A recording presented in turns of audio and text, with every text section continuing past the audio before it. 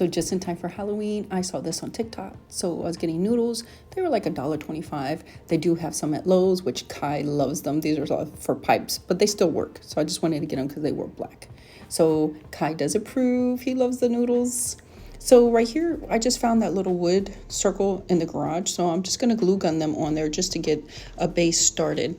We also use the glue gun to make little like melting things. Now, I did forget to do this. I did foam around the bottom of it. So right here you can see there's the foam. Here's the noodles, and I put glue to give it that melting effect right there. So it looks pretty cool, right?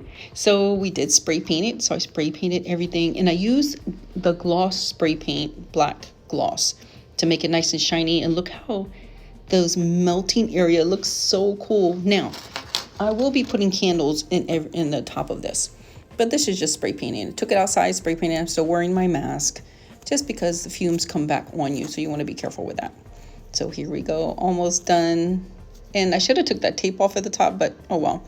And I did see this at the dollar store, these little flowers with the little eyeballs. So I glued them on there, and then I just glued them right onto the piece.